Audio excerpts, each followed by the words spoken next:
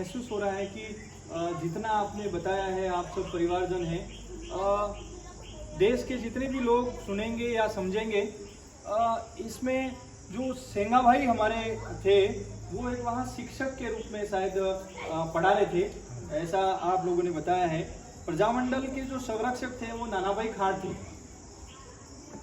कालीबाई जो थी वो उस विद्यालय में नहीं पढ़ती थी, या पढ़ती थी, किस रूप में वो नानाभाई खाट को बचाने के लिए, सेंगाभाई खाट को, जो सेंगाभाई को बचाने के लिए वो कहाँ से और कब आई और कैसे शहीद हुई? कालीबाई सोमाबाई कलासुआ की बेटी और नवल माँ की बेटी नवल माँ को गोली लगी। उस दिन वह अपने घर से पशुओं के लिए पाला लेने के, जोरी लेने के लिए दराती लेकर के गई हुई थी। जब मारू ढोल बजा तो उसने कहा हमारे गुरु के ऊपर आपत्ति आने वाली है, तो फिर वो हथियार था उसके साथ में ही रह गया और वो वहां पर पहुंची। तो वास्तव में वहां पर गुरु को बांधा जा रहा था और गाड़ी के पीछे घसीटा जा रहा था। तो भीड़ में जाकर के उस कालीबाई ने हंसी से रस्सी काट करके गुरु को बचाया था। इस रूप में कालीबाई ने अपनी जान दे करके शहादत। कितनी उम्र रही होगी? उनकी उम्र 13 वर्ष की उम्र थी और इस 13 वर्ष की उम्र में उन्होंने अपने परिवार को न देखा और आगे भविष्य को नहीं देखा और शिक्षा के लिए गुरु के अपने भाई बहनों आदिवासियों को पढ़ाने के लिए ये जरूरी है कि हमारे गुरु को बचाने की आवश्यकता समझ करके उन्होंने ऐसी रस्सी काट दी। और यही कालीबाई जो आपके सामने चित्रण है, वही कालीबाई जिसके हाथ में रस्सिया है, हाशिया है और रस्सी काटी है। कालीबाई के संबंध में आज आदिवासी जनजातीय समाज में जो महज 13 वर्ष की उम्र में अपनी प्राणों की आहुति देना, गुरु के लिए अपना सब कुछ न्योछावर देना, यह किस तरह का संदेश था। और आज की परिप्रेक्ष्य भूमिका में जितने भी कालीबाई, सेंगा भाई और नाना भाई के परिवारजन हैं, वो इस पूरे आंदोलन को किस रूप में देखते हैं और आप क्या महसूस करते हैं, आप थोड़ा इस संबंध में बताएं। पहले इतनी शिक्षा की कमी थी।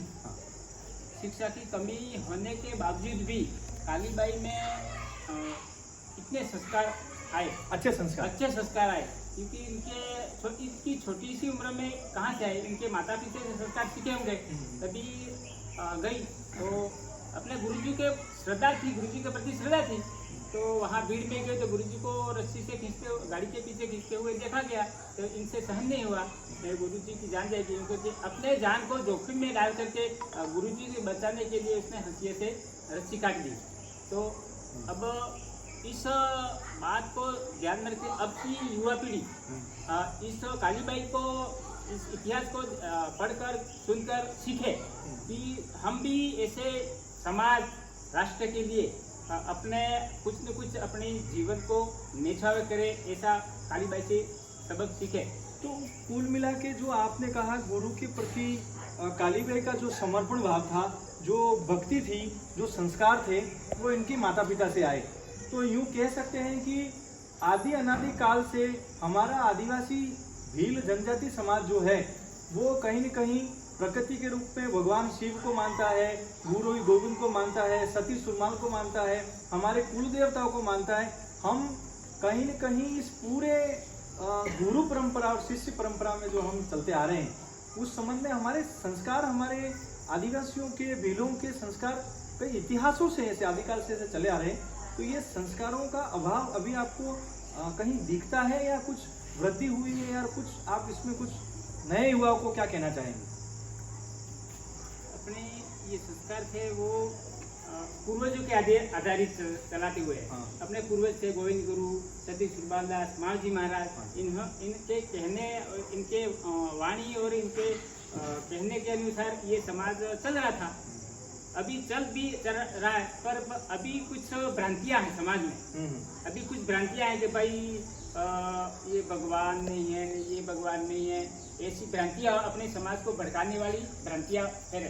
तो इस समाज को अच्छी दिशा बताने की, अच्छी जगह ले जाने के लिए ऐसे संस्कार अपन को बताने चाहिए। बराबर है। कालीबाई का जो परिवार था वो इसके पिताजी कालीबाई के पिताजी सोमाबाई जसूरिया, जिन्होंने खराड़ी परिवार से सती सुरमाल महाराज ने एक तंत्र हुकूमत के द्वारा तलब लिया गया और शीशा पिला करके उन्होंने भक्ति बढ़ावा नहीं देने के लिए कहा गया। और उस समय गाय और बकरे मार करके लोग खाते थे, तो भक्ति आंदोलन के अंदर सती सुरमाल महाराज ने बढ़ावा दिया था और उन्होंने समाज सुधार की बात की थी, जिसके कोटवाल कालीबाई के पिताजी थे और वो भक्ति आंदोलन से जुड़े हुए थे। इसलिए इसके संस्कार गुरु भक्त कालीबाई भी बनी और बनने से वो गुरु को बचा पाई और समाज के लिए एक बहुत अच्छा आदर्श पेश किया। आज के परिसर नशा मुक्त को लेकर के हमें भी इस युवा पीढ़ी को इसके साथ जोड़ संस्कारवान बन करके हमारे वर्तमान परिवेश के अंदर हमारे इस कार्यक्रमों को मानव मात्र के कल्याण के लिए कार्य करना चाहिए। बुराई को छोड़ करके अच्छाई पे जाना चाहिए। रक्षा स्वयं आत्मबल जागृत करने वाली जो बात है वो नारी शक्ति से कालीबाई से मिलती है, वह वीरांगना है।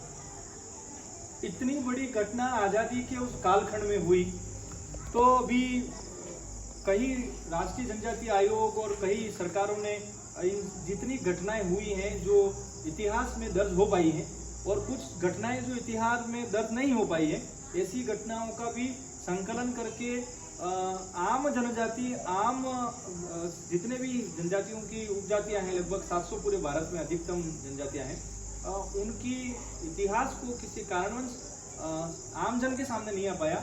ऐसा कार्यक्रम स्वतंत्रता संग्राम में जनजाति नायकों का योगदान राष्ट्रीय जनजाति आयोग भी कर रहा है।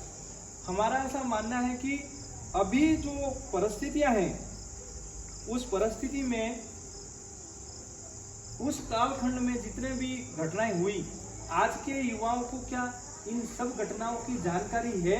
अगर है तो फिर उससे वो क्या शिक्षा लें और किन विषय को ध्यान में रखकर अपने जीवन को ध्येय मार्ग पे चलाते हुए समाज का, व्यक्ति विकास का और परिवार का और राष्ट्र का क्या संदेश वो इस घटना के माध्यम से ले सकते हैं। बिल्कुल सही बात है।